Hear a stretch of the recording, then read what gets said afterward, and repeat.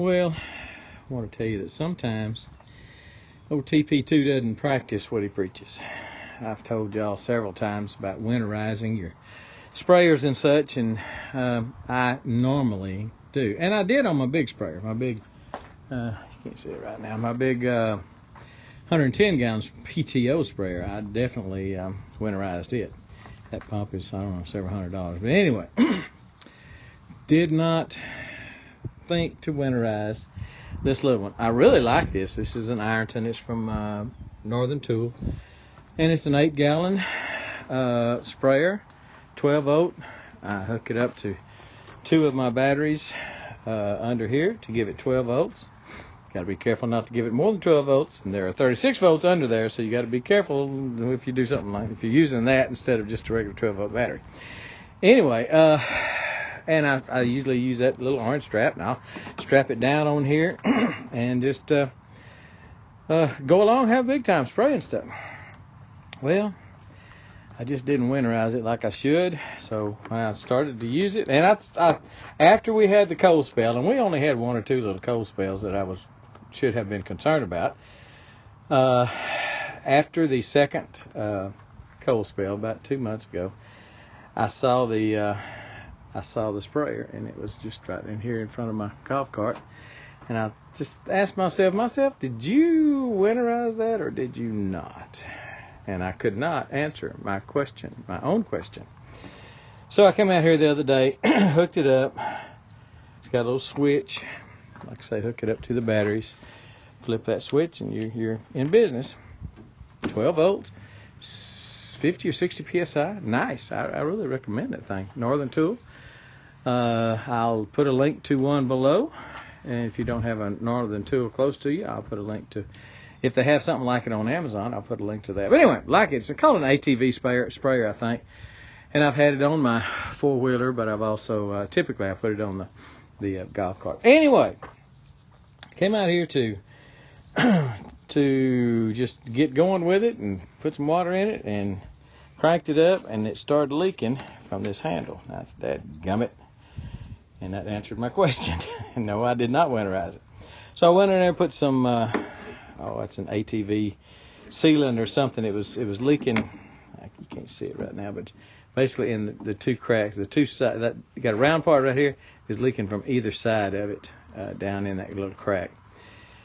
And so I put that in there, waited about 24, 48 hours, and cranked it up, hit it with some pressure, and it. So I had to go down and buy me another one. So anyway, I didn't practice what I preached. So I went down to Northern today, got this little old sprayer. Now this one had, I like this one because it had a screw-on fitting, and they don't carry a perfect replacement for that. So they have this one. I tell you what, this one feels good. It's got it's a real heavy spring, aluminum wand. I haven't hooked it up yet, but I mean, it's not brain surgery. Basically put that in there, put a hose clamp on it, and you're done. So anyway, I just wanted to let you know, sometimes old TP2 messes up. Well, a lot of times TP2 messes up. Most time I'm going to tell you about it. Anyway, that's a nice little sprayer. That's like $10, $9.95 or something like that. So I can get my $10 out of that, I think. And if I remember right, it says it shoots like 16 feet vertical, 20 feet horizontal, something like that. That's you put the pressure to it, and I think I can get out of that what I was getting out of that, and I was real happy with that. That's one reason I'm not so happy that I busted it. Anyway, but this wraps around, the hose wraps around there. Got a little place for your wand to little. Click in there. See? So look below for the link to that. Pretty neat little sprayer. If you have an ATV, want to do some spraying. It is a wand sprayer. It is not a broadcast sprayer. It's not going to spray like another sprayer I have, or 2 other sprayers I have, that's got nozzles on them that will shoot out to the side. One of them does like 6 or 8 feet, and the other one does like 30 feet. The PTO sprayer does 30 feet, I think. So it's not that. It's strictly a wand sprayer, spraying fence lines, stuff like that. So, or fruit trees and stuff. That's what I was using it for last year. It'll spray dormant oil. It'll spray insecticides and what's the other one? Fungicides and such.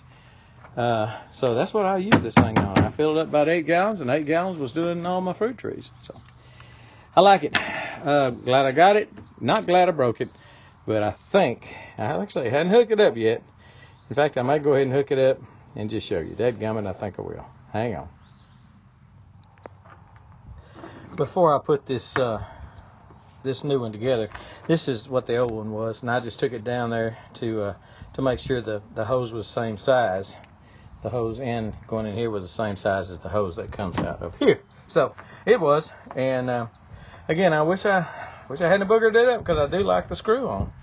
But we will not have a screw on any longer. We will have a clamp on. Let me clamp it on. Okay, so we got her all hooked up. I will keep the old one until I find out whether or not that will fit on this one as a spare. If it won't, then I'll look at my other sprayers and see if I can use it for anything. If not, I'll just throw it away, because it is no good to me right now. Now the wand, the aluminum wand, might be look like the same diameter as that one. I just don't like to throw stuff away, because I find myself using things. Anyway, so we come over here. I've hooked it up to red to one of these 6-volt batteries, black to one of these 6-volt batteries. So that gives me 12 volts. And the only reason I know that is because I came in here with a tester and tested it before I did it. Don't just hook it up thinking, well, go to one positive, one black, one red, one black, and it'll be 12 volts. No, it won't, because you do it across those two over there, and it is 36 volts. So just watch what you're doing. All right, turn it on. Pump comes on, charges up. When it's an on-demand pump, so when it reaches pressure, it stops, and we'll pull the trigger. See what happens. Well, it's shooting 12 foot or so. Let off the trigger, it stops. Stops. Okay, so anyway, this is real good for spraying fence lines. Get in your golf cart, get on your ATV, and just wear the fence lines out. So I like this. I'm sorry that I broke it, and I know y'all have just completely betrayed your trust in me for for messing something up. Anyway, there it is. Good as almost as good as new. I don't like that fitting as well as I do the one that came with it, but it's not going to leak. I mean, if it does, I'll tighten it up. Okay. We're done. Like it, and always check. I know it's not the right time of year, at least not right now. Depends on when you're watching this video, but always check your pumps. Anything that you put water in before winter, check them before winter. That includes pressure washers. Those are terrible about busting those pumps out of there. Water pumps. If you've got a big water pump, a gas-operated water pump that you pump from a creek or something with, those things will bust in a heartbeat, and they are expensive to fix. So, moral of the story is, do as I say, not as I did. How about that? I'll watch it from now on. Once burnt, and I'm done. That's how I learn. I'm hoping you'll learn from me. I try to learn from other people's mistakes, because if I make them myself, it's usually expensive. That's $10. But usually they're a whole lot more expensive than that. So, we are gone. We got her fixed. Ironton, look for the link below. I'll try to find an Ironton pump like this. Tractor Supply. Northern Tool puts them on sale quite often. I believe it's 50 or 60 bucks, something like that. But I'll put a link to it, or a couple of links to it below. All right, we are gone. Let's go spray.